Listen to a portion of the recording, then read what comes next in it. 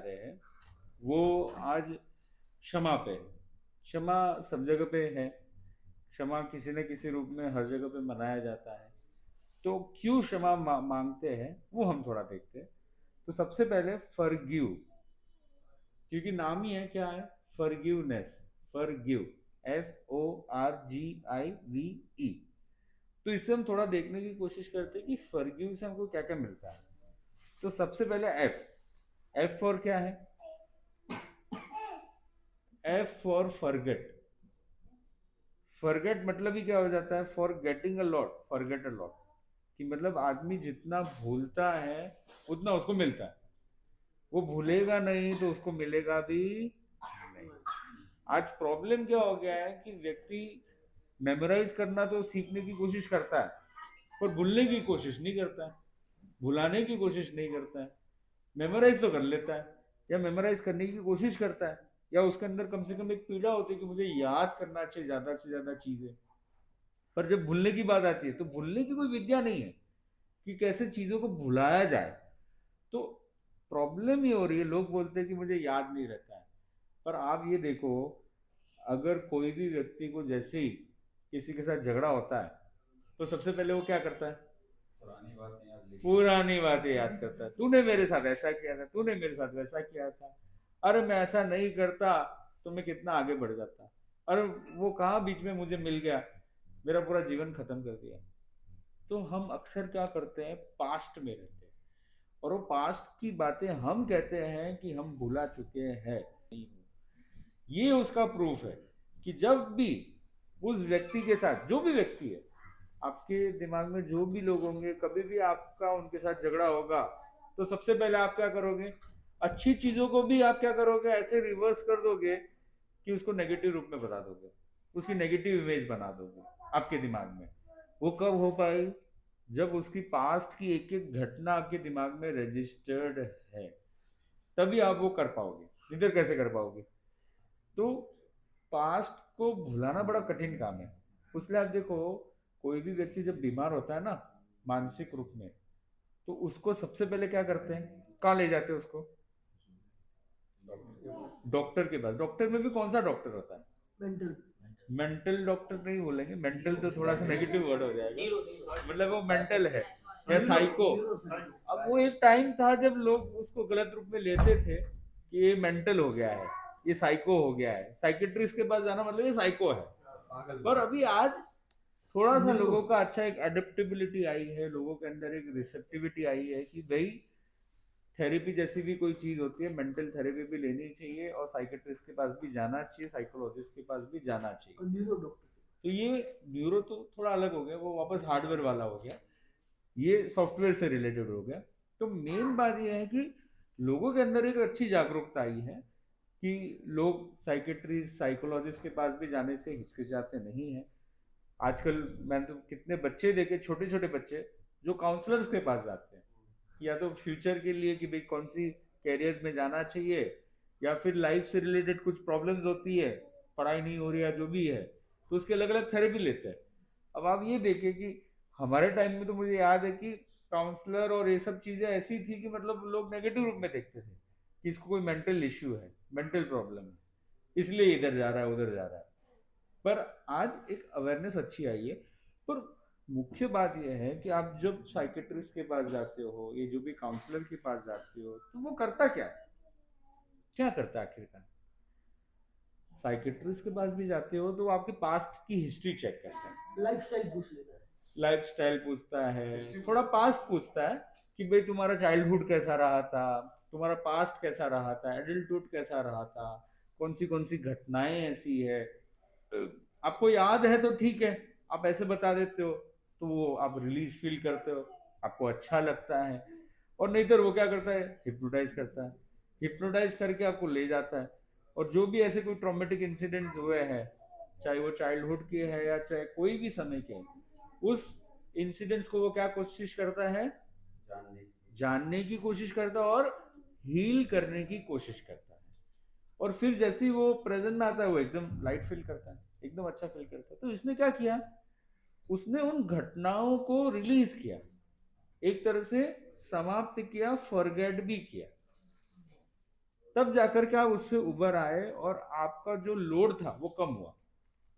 आप ये देखिए कि एक मैं आपको थैले के साथ इतना सारा सामान कंधे पे लाद करके अगर मैं कहीं पे आपको ले जाऊं, तब आपको अच्छा लगेगा, या आप एकदम हल्का होकर के चलोगे तो अच्छा लगेगा? हल्का होगा। एकदम हल्का होकर के चलोगे तो अच्छा लगेगा। तो वैसे ही ये है कि जब हम पास के स्ट्रेस को रिलीज करते हैं तो एकदम हल्के हो रहे हैं, हल्के होते ही हमारा प्रोग्रेस खुल जाता है, एक्सप्रेस हाईवे चालू हो जाता है, और एक्सप्रेस हाईवे में फिर हम चलते चलो, मतलब फटाफट हमारी गाड़ी चलती है। तो फॉरगेट, तो for getting a lot forget a lot, आपको फॉरगेट करना बहुत जरूरी है। अब देखो सीडी और पेनड्राइव में क्या फर्क होता है, सैनिक जी, सीडी और पेनड्राइव में क्या फर्क होता है? पेन ड्राइव से सीडी कर सकते हैं, सीडी से नहीं कर सकते। हाँ, सीडी तो क्या होती है, सीडी सीडी से डेटा इरेज नहीं कर सकते, सीडी हम इरेज नहीं कर सकते, और पेन ड्राइव में इरेज कर सकते इरेज भी कर सकते हैं, नई चीजें डाल भी सकते हैं। तो सीडी जो है ना वो एडेप्टेबल, एडेप्टेबल पेन ड्राइव, पर सीडी बिल्कुल भी एडेप्टेबल नहीं है, वो चेंज नहीं होती बिल्कुल भी। तो लाइफ में हमारे साथ क्या होता है, जैसे जैसे बड़े होते हैं वैसे वैसे हम सीडी बन जाते हैं, पेन ड्राइव बन जाते हैं, पुरानी सीडी घटनाओं की बन सीडी जाते बन हैं, गई। ज्यादातर सीडी। आप देखो जब भी किसी जूनियर को अगर आपको शिक्षा देनी होगी, कुछ कहना होगा, तो आप क्या कहोगे? मेरे सफेद बाल ऐसे थोड़ी हो गए, मैं ऐसे थोड़ी बोल रहा हूँ, मेरे कुछ अनुभव है। अरे वो बराबर है, आपके अनुभव अपनी जगह है, पर आज की दुनिया बहुत अलग चल रही है। पहले जमाने में 2000 सालों में जितना ट्रांसफॉर्मेशन नहीं हुआ है, ये अभी 20 सालों में इतना ट्रांसफॉर्मेशन हो गया, ये डिजिटल युग ने कर लिया। तो जो जनरेशन गैप है ना वो इतना ज्यादा हो गया, इतना ज्यादा हो गया कि कई बार हम ये नहीं समझ पाते कि हमारे टाइम की जो बातें थी और आज की जो बातें, उसमें भी बहुत फर्क है। मैं मेरी खुद की बात करूंगा, हमारे टाइम की जो बातें अगर मैं आज के जो 15 साल के 18 साल के जो बच्चे हैं उनको मैं बताऊंगा तो उनको हंसी आएगी, क्योंकि वो पैदा ही हुए स्मार्टफोन के साथ, उनके लिए तो ये सब चीजें एकदम कॉमन चीज है। तो कई उनकी डिक्शनरी होती है, कई वर्ड्स होते हैं, कुछ अलग ही होता है जो हमको भी नहीं पता। तो बात यही है कि उनके साथ कनेक्ट होना है तो उनको समझना पड़ेगा, और पुरानी बातों को अपने को एक बार साइड में रखना पड़ेगा। उसके बाद पेरेंट्स भी तो दे रहे हैं ना, उनको उनको बना रहे हैं, वो तो नहीं आ रहे। हाँ, पेरेंट्स भी उनको दे रहे हैं इलेक्ट्रॉनिक चीजें। नहीं वो अभी तो कैसे हो गया है, एक एक टाइम था जब कोई चीज थी नहीं आपके पास तो क्या देंगे पेरेंट्स आपको, पर आज एक सुविधा अवेलेबल हुई है, तो ये सुविधा कैसी हो गई है, श्वास की तरह हो गई है। बच्चों के साथ क्या, हमारे लिए भी फोन एक ऐसी चीज होगी, हम भी उस चीज में वो चीजें खोजते हैं। हाँ, कौन 8 साल की बेटी? वो सब जो डूब गए हाँ हाँ हाँ 15 से। हाँ, मतलब एक कोई बीच में हम गए थे अभी कहीं पे, तो उनके बच्चे केरला में रहते हैं, पोते पोते भी केरला में रहते हैं, और कोई स्कूल छोड़ा दी, होम स्कूलिंग, तो होम स्कूलिंग करवाते हैं, तो वो ठीक है, वो अलग कॉन्सेप्ट हो गया। पर मेन कंप्यूटर की लैंग्वेज सीख रहे हैं। हाँ, कंप्यूटर की लैंग्वेज सीख रहे हैं, पर प्रोडक्टिव यूसेज करे तो कोई दिक्कत नहीं है। पर किस बात यह है कि ये दुनिया बहुत अलग है, और ये दुनिया के कारण से जो अगर अच्छा यूज करता है बच्चा तो वो फास्ट फॉरवर्ड हो जाता है। जो आप लोग 50 साल में 30 साल में सीखते थे, आज 8-10 साल में बच्चे सीखने लग गए, क्योंकि सारी इंफॉर्मेशन उनको इसमें अवेलेबल हो गई। पहले आपके पास इंफॉर्मेशन नहीं थी, आपको सेठ के पास जाना पड़ता था, अपने सुपीरियर के पास जाना पड़ता था, तब जाकर के आपको ज्ञान मिलता था थोड़ा बहुत। तो आपकी गरज होती थी, उनकी भी गरज होती थी, उनकी गरज कम होती थी, आपकी गरज ज्यादा होती थी। पर आजकल वो गरज का सिस्टम ही खत्म हो गया, सारा इस पे आपको अवेलेबल है। तो हम विषय को वापस लाएंगे कि फॉरगेट, तो प्रतिक्रमण या जो हम फर्ग्यूनेस की जो बात करते हैं उसमें सबसे मेन है कि फर्ग्यूनेस कब होती है, जब हम फॉरगेट करते हैं हमारे पास्ट इंसिडेंट को, पास्ट प्रॉब्लम को, तब जाकर के फॉरगेट होता है। तो सबसे पहले फॉरगेट हो गया तो हमको क्या बनना पड़ेगा, सीडी या पेन ड्राइव? Pen drive. जैसे ही सीडी बन गए तो वो करप्ट हो जाती है, वायरस आ जाता है, क्योंकि वो फिक्स हो जाती है ना, एडमेंट हो जाती है, ऑर्थोडॉक्स हो जाती है, तो वो एकदम पक्की हो जाती है। उस चक्कर में उसमें रीराइट नहीं हो पाता है। तो पहला पॉइंट क्या हो गया, फॉरगेट। सेकंड पॉइंट क्या है, आर, हाँ ओ फॉर, आप किसी को भी फॉरगिवनेस मांगो तो आपको कैसे करना चाहिए, विद ओपन हार्टेडली। तो ओपन हार्टेडली कैसे, कि जब एक तो भाई किसी से वैर हो आपका कुछ भी, तो एक तो खाली फॉर्मेलिटी के लिए बोल दिया कि भाई भाई मेरा तो भाई मैं आई एम वेरी सॉरी। और जैसे कुछ अपने जैनों मतलब जो जैन कम्युनिटी उसमें कहा जाता है खमत खामना, और कई लोग सॉरी बोलते हैं, कई कोई कुछ अलग शब्दावली होती है, भाई मेरी गलती हो गई। शब्दावली सबकी अपनी अपनी हो सकती है, पर जैसे जैनिज्म में आता है क्षमा याचना, कि भाई मैं क्षमा मतलब मैं, मेरी कोई गलती हो गई हो तो मैं माफी मांगता हूँ आपसे।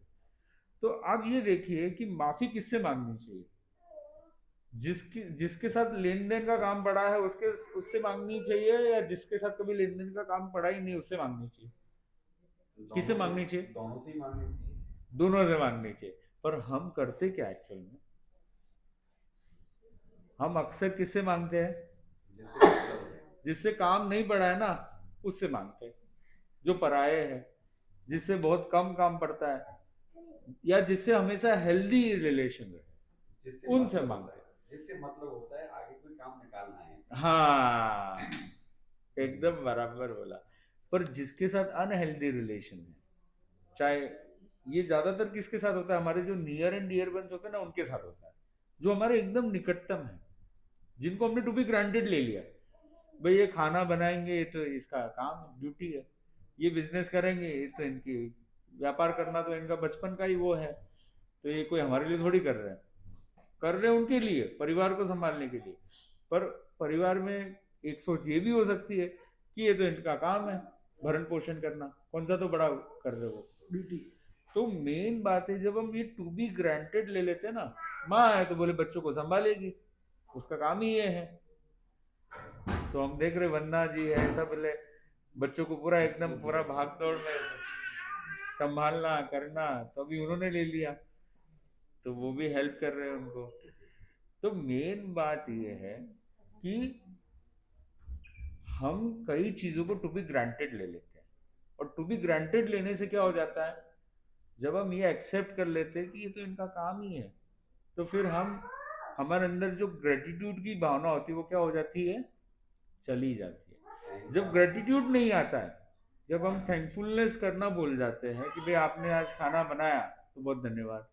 आप देखो पराया आदमी आपको एक प्याला पानी भी देगा तो आप 2 बार 3 बार धन्यवाद दोगे, वो नहीं भी देगा ना तो भी आप धन्यवाद दोगे, नहीं नहीं धन्यवाद सेठ, या धन्यवाद जो भी है, बोले तुमने पूछा बहुत अच्छा लगा।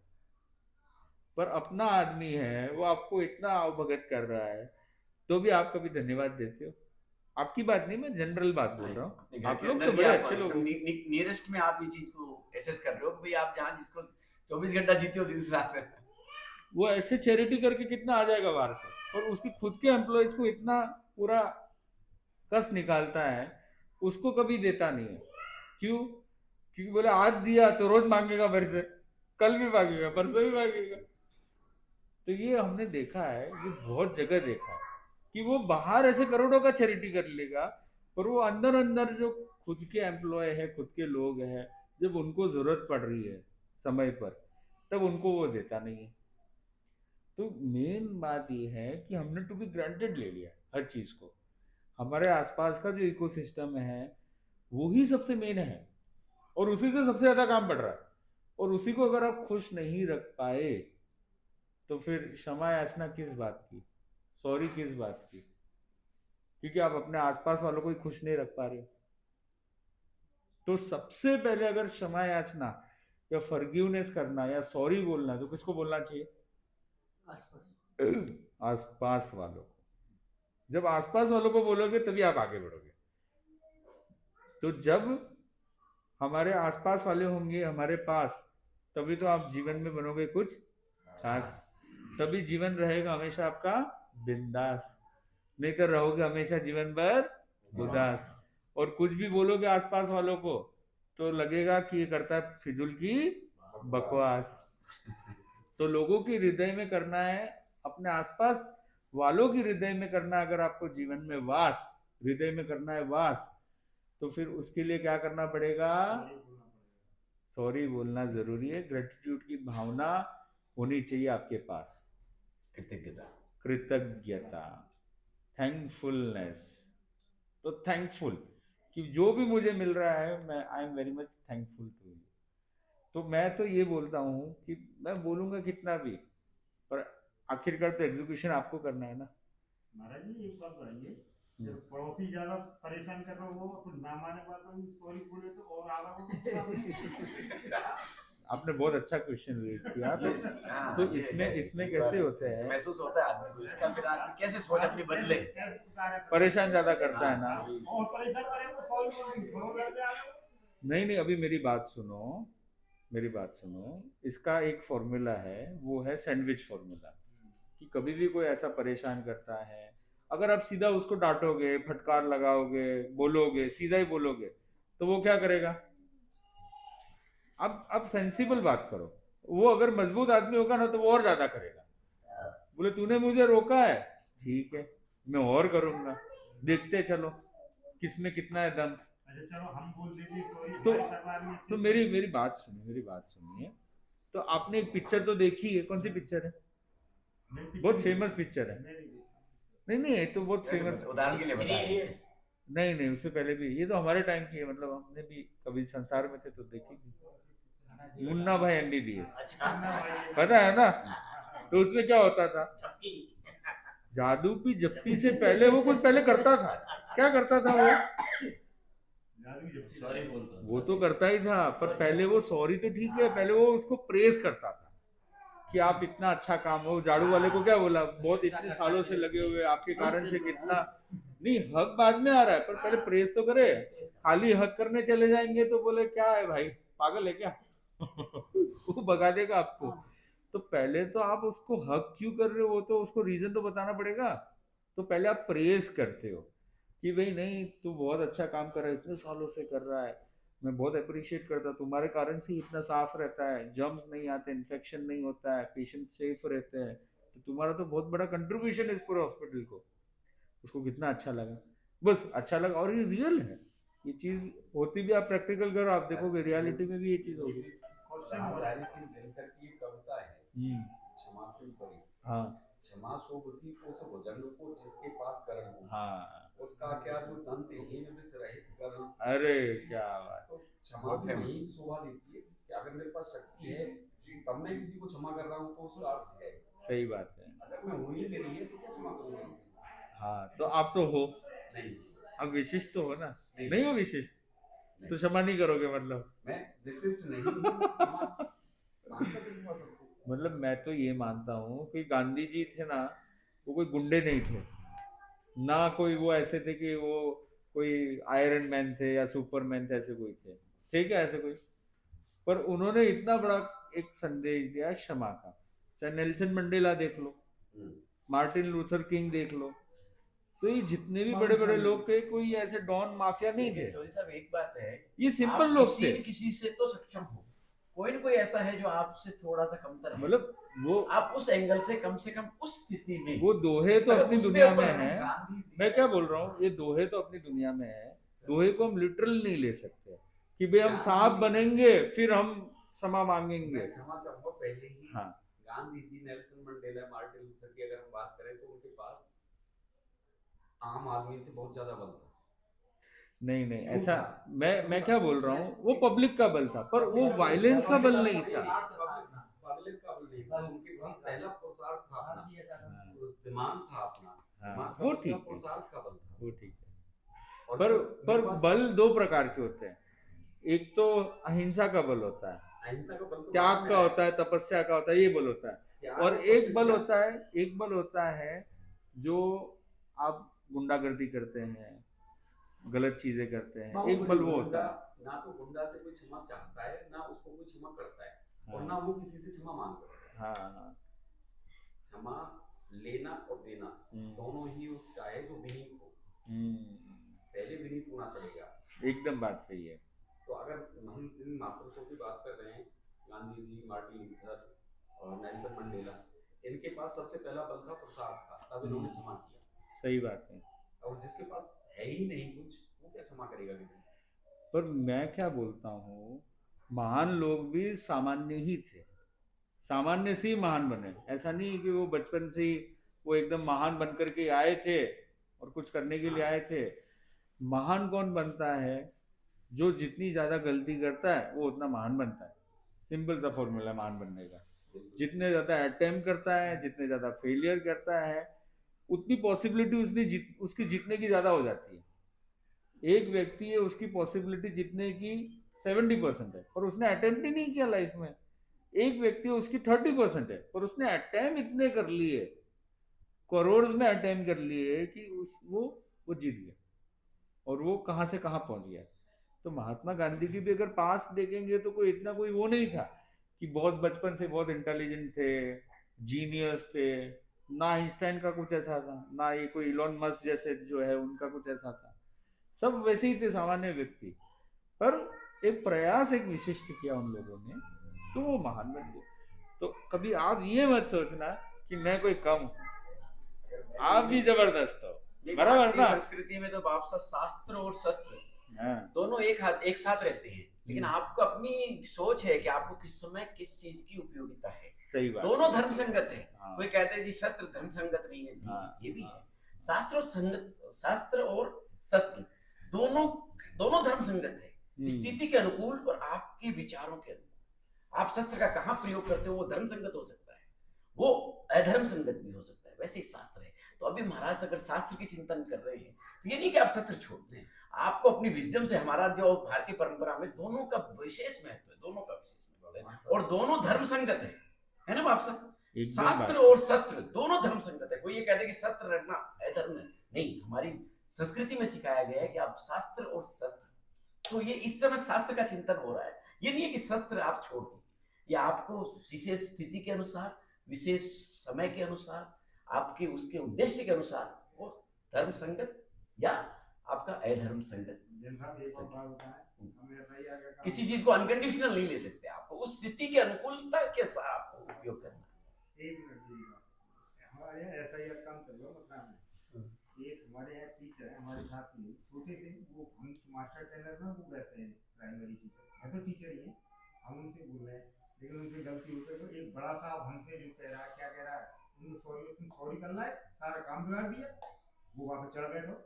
अब उससे क्या कहोगे? वो सॉरी बोल रहा है, वो वही आचार्य जी की जो बात है वही तो है। मतलब क्षमा करना। मेन कैसा है कि हर जगह आप फॉर्मूला यूज करो, मैं ये नहीं कहता हूँ, क्योंकि कई लोग टेढ़े भी होते हैं तो कई जगह पे उस तरीके से भी करना पड़ता है। अब वो स्थिति, वो सांसारिक लोग आप लोग अच्छे से जानते हो और वो करने में आप काबिल भी हो और वो करते भी होंगे, आजमाते भी होंगे। तो हमको तो कैसे वो एक्सट्रीम सिचुएशन से हमको बैलेंस करना है, इसलिए हम इस पे एम्फेसाइज करते हैं, जिससे हमको पता है कि आप पता है कि अब हर जगह तो ये चीज यूज नहीं करने वाले, और जहाँ कर सकते हैं वहाँ हमारा अहम बीच में नहीं आए। पर आप कभी मान लो 10 में से 2 या 3 जगह भी आपने कर लिया तो हमारा तो वसूल हो गया, हमारा काम हो गया। क्योंकि हमको तो बैलेंस करना है, क्योंकि पता है कि हर जगह ये फॉर्मूला काम नहीं आने वाले। अब वो आतंकवादी हमला करेंगे या कुछ ऐसा कुछ करेंगे, वॉर पे वॉर करेंगे, हम बोलेंगे नहीं भाई हम तो अहिंसक है, हम तो नहीं करेंगे, हम ये सब चीजें नहीं करते हैं, तो थोड़ी चलेगा। उस समय तो आपको डिफेंस भी करना पड़ेगा, बहुत कुछ करना पड़ेगा। पर मेन बात यह है कि साथ में आपको ये भी ध्यान होना चाहिए मेरी सीमा कितनी है, कि मुझे कितना करना है। एक होता है संहार, भाई पूरे विश्व को ही उड़ा दो, खत्म कर दो, एक तो ये होता है। और एक होता है कि भाई मुझे जितनी जरूरत है उतना मैं करूंगा। तो मोदी जी ने क्या किया भाई? युद्ध नहीं किया, फुल फ्लैश युद्ध नहीं किया, जहां उनको जवाब देना था वहां सर्जिकल स्ट्राइक कर ली। तो मैं ये नहीं बोल रहा हूं कि मैं उनको प्रमोट कर रहा हूँ, वायलेंस को हम लोग कभी प्रमोट नहीं करते, पर मैं इसको प्रमोट करता हूँ कि इतनी बड़ी जो वायलेंस होने वाली थी, जो वॉर होने वाले थे बड़े बड़े, उसको उन्होंने क्या कर दिया, इतने तक सीमित कर दिया। नहीं तो रशिया यूक्रेन जैसा हाल होता। वो यूक्रेन इतना ही छोटा देश है और रशिया अभी तक देखो निपट रहा है, नेटो आ गया, ये आ गया, वो आ गया। तो क्या अपना हाल ऐसा नहीं होता? अब सोच लीजिए, पाकिस्तान आया, मान लो कल किसका क्या दिमाग, मिडिल ईस्ट आ जाए, बोले चलो हम सपोर्ट करेंगे, उधर से यूएस आ जाए, तो पूरे विश्व को 2 भागों में बंटने में टाइम नहीं लगेगा। और उसमें नुकसान सबसे ज्यादा किसका होने वाला है? सबसे ज्यादा अपना होने वाला है, क्योंकि उसको तो कोई फर्क नहीं पड़ने वाला है। फर्क पड़ेगा वो अपने को पड़ेगा, क्योंकि अपने सुपर पावर बनने जा रहे हैं। तो अपने को बहुत लोग ऐसे हैं जो रोक सकते हैं, जो खींच सकते हैं। तो उस समय पर बहुत इक्वानिमिटी के साथ, समता के साथ निर्णय लेने पड़ते हैं। महाराज जी, एक बात और पूछना चाहता हूँ, वो अमेरिका कह रहा है कि मेरे सीट का मैं एक एग्जांपल दे रहा हूँ। मैं अभी अभी हम अपने विषय जियो से पॉलिटिक्स ज्यादा में भी इधर-उधर नहीं नहीं जाए, जाएंगे। पॉलिटिकल नहीं जाए। जियो पॉलिटिक्स में मैं नहीं आप जाना उस चीज को चाहता समझ लो, वो क्षमता विकसित करो, कहाँ इस्तेमाल करनी है।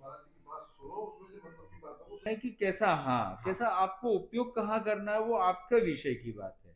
आप ज्यादा अच्छे से जानते हो, समझते हो। वो एक ही चीज, कहीं अमृत है कहीं जहर है, हाँ, ये तो हर अपने चीज। निर्णय लेना है। अब दही है, अब दही है तो गर्मी में तो बहुत अच्छा है, पर वो ठंड में खाएंगे, या मतलब आप जुकाम है या कोई बुखार है तो वो न्यूमोनिया हो जाएगा आपको। तो चीज एक ही है, पर उसको कहाँ, किस समय पे, कब यूज करना है, वो आपके भाव को लाना है, वो भाव आपको पैदा करना है। सही है ना? अब ओ के बाद आगे हाँ, ओ के बाद हम आगे बढ़ते हैं। आगे आता है आर फॉर रिट्रोस्पेक्शन। रिट्रोस्पेक्शन मतलब इंग्लिश वर्ड है, आत्मचिंतन। उसको उसको बोलते हैं पीछे जाना। पीछे जाना और पीछे जाकर के चीजों को ठीक करना। तो हमने बोला ना पास्ट में ही सब कुछ है, पर मेन बात यह है कि पीछे जाकर के ठीक करना क्यों महत्वपूर्ण होता है। क्योंकि ज्यादातर जितनी भी हमारी बीमारियां हैं वो सारी ऐसी पैदा होती है। हम बोलते हैं कि हमको ये प्रॉब्लम फिजिकल है, पर फिजिकल नहीं होती है, वो मेंटली है। और वो मेंटल क्यों हो रही है? क्योंकि पास में आप बहुत सारा लगेज लेकर के चल रहे हो।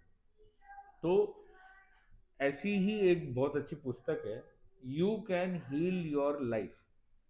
लुइस हे करके एक व्यक्ति है, लेडी है, जिन्होंने बहुत अच्छी बुक लिखी है, और उसमें ये प्रूव किया, और उनकी खुद की स्टोरी भी है उसमें, कि कैसे वो खुद कैंसर से पीड़ित थी, 4 स्टेज था।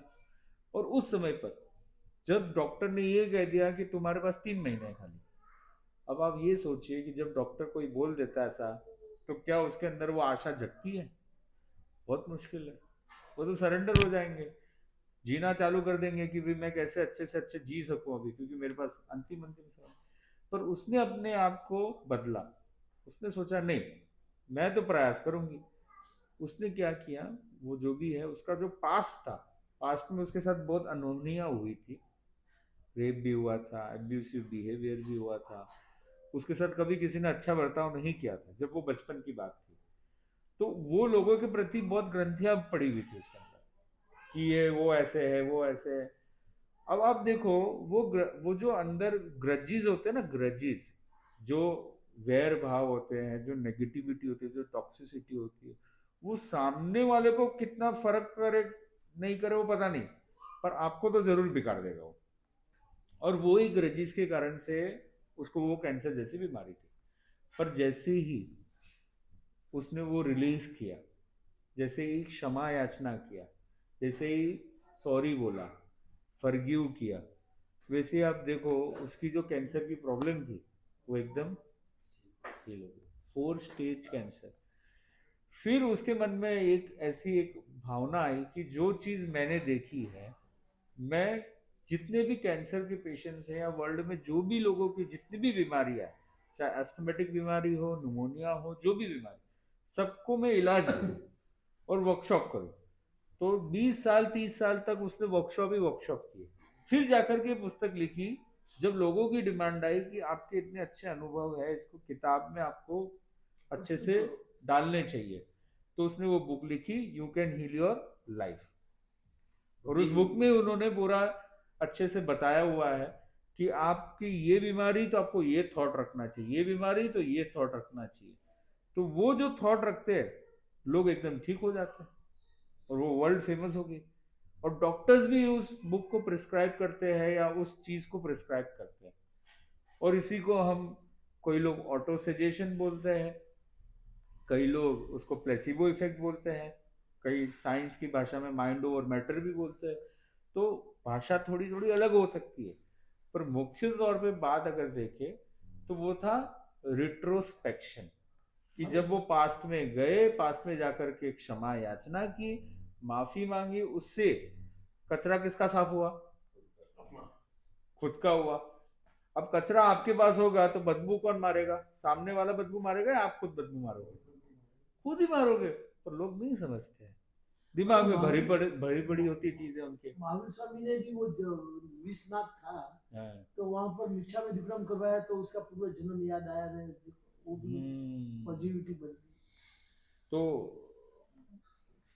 शास्त्रों में भी ऐसी बातें आती है कि कैसे मतलब पूर्व भाव में ले जा करके उस जो भी उस समय में जो भी उसकी कुछ बीमारियां थी, कुछ प्रॉब्लम थी, उसको ठीक किया, वर्तमान उसका एकदम ठीक हो गया।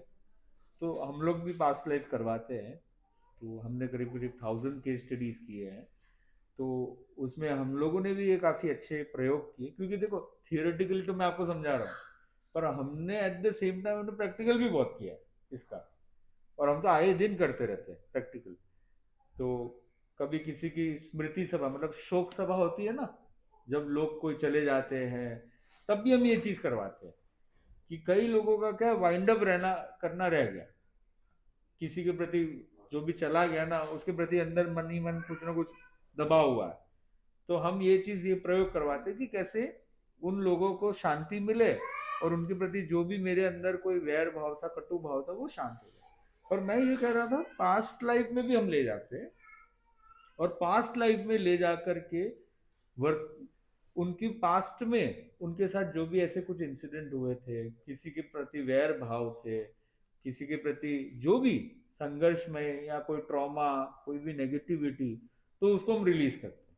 वो रिलीज करते वर्तमान एकदम अच्छा हो जाता है, काफी बेटर हो जाता है।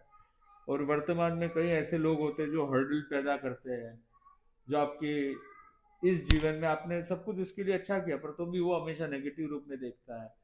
तो ये जो चीजें होती है, इस चीज को भी हम ठीक करने की कोशिश करते हैं।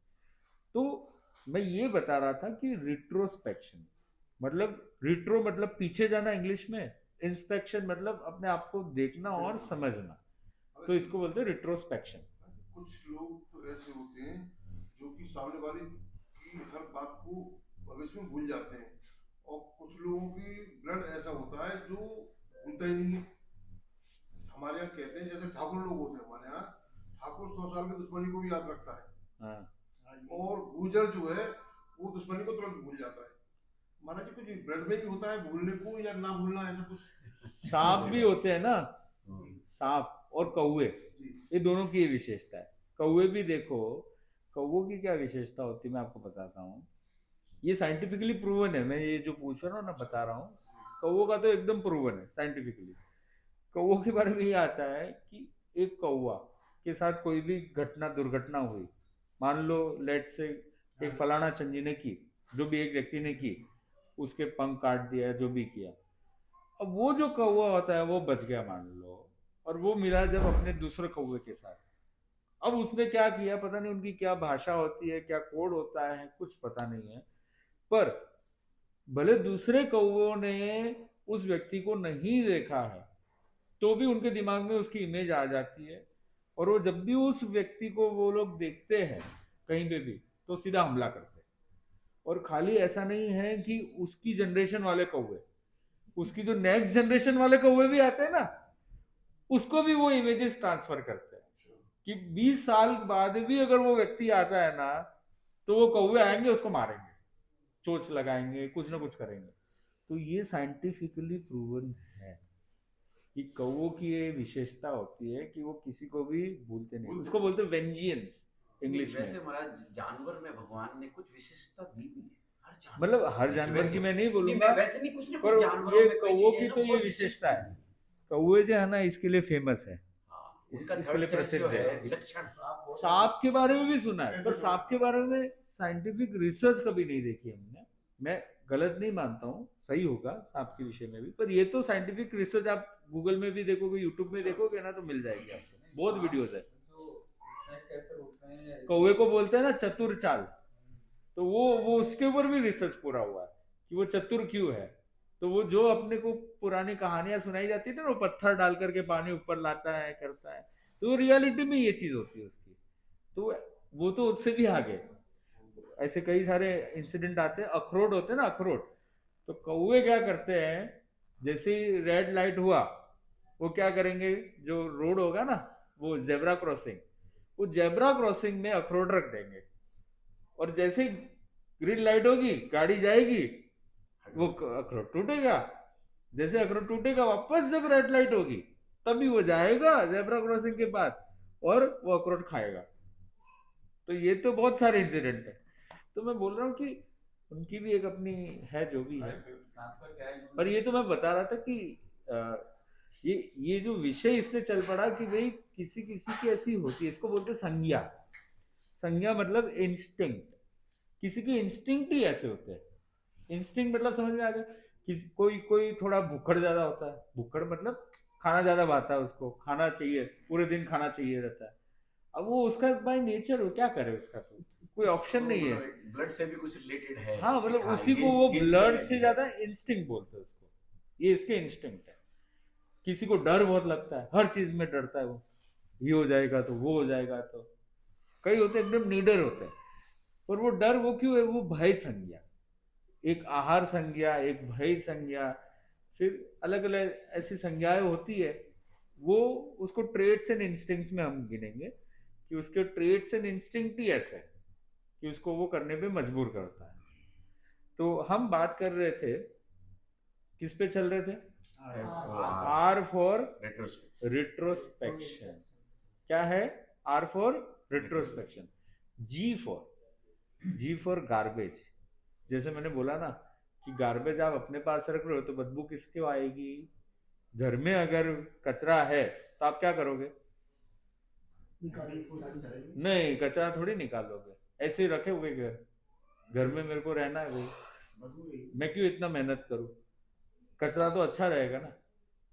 क्या करोगे आप, कचरा निकालोगे, कचरा नहीं निकालोगे तो दूसरा व्यक्ति नहीं आएगा आपके घर में, आप तो रह जाओगे, दूसरा नहीं आएगा। वैसे ही आपने अगर किसी के प्रति, बहुत लोगों के प्रति नेगेटिव दिमाग में डाल करके रखा है, ये लोग सब ऐसे ही है, खराब है, कोई लोग आएंगे आपके पास, अब ये सोचिए आएंगे, कोई नहीं आएगा। क्यों आएगा भाई, कचरा लेकर के बैठे हैं, बदबू तो आ रही है, ऐसे भले बदबू नहीं आ रही है पर वाइब्स तो पकड़ में आ जाती है ना। पॉजिटिव आदमी के पास आदमी क्यों बैठता है, आप हमारे पास क्यों आए, कुछ कुछ है वो सबकी निंदा ही हमारे पास करते कोई रहेंगे। पैसा है क्या, हम कोई बड़ी बड़ी गाड़ियों में आए, कोई बंगलो बंगलो है, क्यों आए हमारे पास, क्योंकि पॉजिटिव वाइब्स मिल रही है आपको, कुछ अच्छी बातें चल रही है, ना कि मैं इधर उधर आलतू फालतू बातें कर रहा हूँ, आपकी बातें कर रहा हूँ, ना कि इधर उधर की बातें कर रहा हूँ, इसलिए आप आए हो। और वही कोई नेगेटिव व्यक्ति कितना भी बड़ा हो ना, आप जाना चाहोगे उसके पास, नहीं जाना चाहोगे, बोले ये गड़बड़ ना कर दे, कोई काम ना पकड़ा दे, कोई आलतू फालतू बातें तो ना कर दे, क्योंकि पता है वो नेगेटिव आदमी, आप जाना ही नहीं पसंद करोगे, बोले उसके पास कितने ही पैसे हो, कितना ही कुछ हो, भाई तू तेरे घर पे, तेरे पास है, तू तेरे पर। तो मेन बात है कि गार्बेज आप रखोगे तो उसका प्रभाव किस पे पड़ेगा, वो खुद पे पड़ेगा। आप ये सोचिए, आप गार्बेज हटा रहे हो मतलब उसको फॉरगिव कर रहे हो, तो वो किसके लिए कर रहे हो, उसके लिए नहीं कर रहे हो, वो आपके खुद के लिए कर रहे हो, उससे खुद का भला होगा, उससे आप खुद ज्यादा प्रोग्रेस कर पाओगे। और ये तो लाइफ है, लाइफ का पार्ट है ना, लोग मिलेंगे, कोई ट्रस्ट तोड़ेगा, कोई कुछ करेगा, धोखाधड़ी भी करेगा, सब कुछ होगा, ये तो लाइफ का पार्ट है, सबके साथ होता है।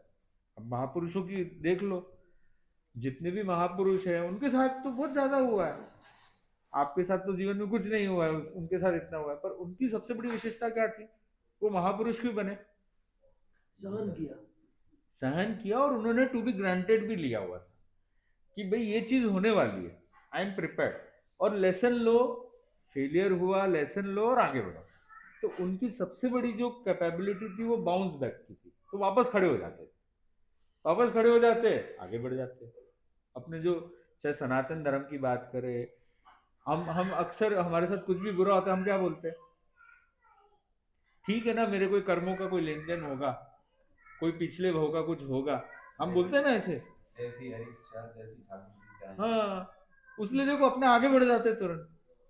पर अगर जहाँ पे जो जो ऐसे लोग हैं जो ये मानते हैं कि ये सब कुछ होता नहीं है, ऐसी कोई बातें नहीं है, क्या वो आगे बढ़ पाएगा, वो घाटा करेगा, कुछ भी करेगा, वो आगे बढ़ पाएगा? वो उसके पीछे लाइफ टाइम पीछे पड़ा रहेगा कि भाई इसको मेरे को खोखला करना है, या इसको मारना है, या इससे मुझे निकलवाना है, मेरे जो दिए थे मेरे को लेना है कैसे भी करके इससे। वही तो बात बता रहे थे ठाकुरों की बात, तो उसमें पर वो जीवन लगा देते पूरा। लगा रहे थे। अब वो जीवन लगाने के चक्कर में अपना जीवन खराब कर लेते, खत्म कर दिया। खत्म कर लेते। वो छोटा कुछ इनोवेशन करते, कुछ क्रिएशन करते, कहाँ से कहाँ पहुंच जाते। एक छोटा सा व्हाट्सएप बना है, वो कहाँ से पहुंच गया, दुनिया उसके पास आ रही है, पर वो उसमें उन्होंने अपना क्या है, जीवन खत्म कर दिया। सही है ना? बिल्कुल प्रैक्टिकल। तो लाइफ भी खत्म हो गई, लाइफ भी जीरो हो गई, और कुछ मिला भी नहीं। व्यापार में गुजराती बहुत आगे है, इसकी वजह यही है कि उसमें भूलने की क्षमता बहुत है, भूल जाएगा। आपने 2 लाख नहीं दिए, कोई बात नहीं, तो जब कमाए तब दे देगा। वो तो आप स्टेटिस्टिक्स देख लो, गुजराती जो है वो दूसरे के कम मानने पहुंचे थे। तो गुजराती मेरा हम गुजराती मारवाड़ी की। कोई एक जगह गया तो बड़ी धूप थी, बड़ा चल करके जा रहा था, तो एक छोटी सी झुपड़ी जैसी थी, तो वहाँ पे वो गया कि चलो थोड़ा, तो उतने में वो बूढ़ी माँ आई, बोले आपको पानी दे देते। बड़ा खुश हो गया, बोले देखो सामने से आई और बोले पानी, और मेरे मन में था ही, बोले ऐसे लोग दुनिया में मिल जाए तो कितना अच्छा। अब वो बोले आ रही हूँ, अब वो 5 मिनट लगा दिए, आई नहीं, तो मन ही मन क्या सोच रहा है, अरे यार ये फिजूल के ख्वाब दिखा करके तो आई नहीं रही है, आना चाहिए, पता है मैं कितना प्यासा हूँ, इतना धूप से आया हूँ, तब तो बड़ी बोल रही थी, अब मन बदल गया। अब आप देखो जैसे 5-7 मिनट बाद आई, 5-10 मिनट बाद आई, वो आई और बोली थोड़ा मुझे देरी हो गई, पर मैं आपके लिए स्पेशल चीज बनाने गई थी, सिकंजी। बोले अरे कितनी अच्छी माँ है भाई, शिकंजी बना रही थी मेरे लिए, तो मन के विचार में इतनी गोते बड़ी खा रहा बात। है। मैं तो ऐसा सोच रहा था, और ये तो इतनी दयावान। बोले अभी वो अच्छा सोच रहा है, उतने वो बोल रही है कि सिकंजी है, इसमें नमक और नींबू है। अरे बोले यार क्या पागल है, इसको इतना भी दिमाग नहीं है, नमक और नींबू लेकर के आती है। चीनी डालना चाहिए। तो बोले डालना चाहिए था, तो अभी वो मन ही मन उसकी बुराई कर रहा है कि पागल है, बोले कुछ दिमाग ही नहीं है। फिर एकदम से वो बूढ़ी माँ बोलती है कि बोले ऐसा है कि देखो मैं आपके स्वास्थ्य के हिसाब से मैंने चीनी इसमें नहीं डाली, पर मैं लेकर के आई हूँ। बोले कितनी अच्छी बात, बोले मेरा स्वास्थ्य का इतना अच्छा ध्यान रखती है, बोले कितनी बड़ी बात है, मेरे परिवार वाले भी इतना ध्यान नहीं रखते जितनी ये रखती है। बोले इतना ध्यान रखा, बोले डायबिटीज नहीं होगी, होगी पता नहीं था मुझे, तो उसलिए मैं चीनी अलग से रखी मैंने। ये कितना बढ़िया, चीनी जैसे ही अब आप देखो मन तुरंत कितना नेगेटिव भी चला जाता है, पॉजिटिव भी हो जाता है। तो सारा ये जो है ना शेयर मार्केट है, वो अप डाउन होता रहता है, और ये अक्सर हमारे रोज के जीवन में आप देख लीजिए, ये तो मैंने कहानी बताई, पर आपके रोजमर्रा के जीवन में भी आप देख लो कि कोई आपके रिश्ते नाते वाले हैं, मान लो कोई खाना लेट बनाया, नहीं खाना बना, अब जैसे ही मान लो आपको पता चला लेट बना है, तुरंत एक बार गुस्सा आ जाएगा, फिर पता चलेगा नहीं वो शादी की तैयारी में गए थे, तो शॉपिंग के लिए गए थे, बिटिया की शादी थी उसके हिसाब से गए थे। बोले हाँ तो ठीक है, काम की बात थी, तो फिर एकदम नॉर्मल। फिर बोले कि नहीं शॉपिंग तो हो गई थी 6 बजे तक, पर हम घूम रहे थे। बोले पता नहीं कि खाना मैं भूखा हूँ, ये हूँ वो हूँ। फिर वो बोले कि नहीं हम उधर से लेकर के आए हैं बाहर से कुछ। अरे वाह क्या बात है। तो बात यही है कि ये मन की स्थिति, रोजमर्रा की मन की स्थिति में आप खुद जब देखोगे ना अपने मन को, तब आपको पता चलेगा कि कितनी बार अप डाउन होता है। पर मेन बात है कि इस चक्कर में आप कितने लोगों के प्रति नेगेटिव भावनाएं भी ला देते हो, कितनी नेगेटिविटी भी ला देते हो। पर मेन बात है कि कितना हम इक्वानिमिटी मतलब समता में रह सके, उतना हम भारी प्रभाव से बच पाएंगे।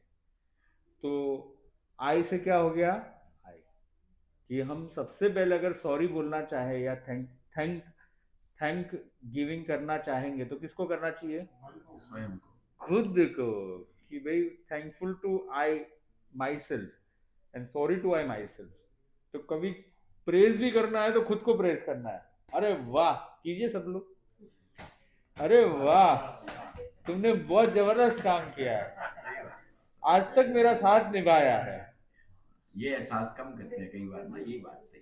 हाँ, तो ये एहसास बार बार होना चाहिए, तब मजा आएगी। तो वी फॉर विक्ट्री, तो आप लाइफ में हर जगह विक्ट्री विक्ट्री होती जाएगी, सब जगह विक्ट्री विक्ट्री होगी। और वी फॉर विक्ट्री होगी तो ई फॉर एलिवेट हो जाओगे आप, मतलब आप लाइफ में आगे बढ़ जाओगे, ऊपर उड़ जाओगे, सबसे आगे आ जाओगे। तो ये फॉरगिव का फॉर्मूला हमने लिया, FORGIVE। सब एक बार रिपीट करेंगे। F फॉर फॉरगेट, फिर O फॉर ओपन हार्टेडली, फिर R फॉर रिट्रोस्पेक्शन। थोड़ा इंग्लिश वर्ड है पर वो उधर वही सूट होता है। फिर G for garbage, I for my self, V for E for elevate. तो V और E तो ठीक है, पॉजिटिव VE, तो सब कुछ पॉजिटिव ही पॉजिटिव होगा। तो अब मैं उल्टा फुल्टा बोलूंगा। V for G for O for R for F for F for forget. तो ये आज आपने सुना और मैं समझता हूँ ये अपनी लाइफ में जरूर अप्लाई करोगे। तो आपको एक्टिविटीज भी दी हमने। एक तो किसको प्रेस करना है आपको? अपने आप को प्रेस करना है। कब करना है?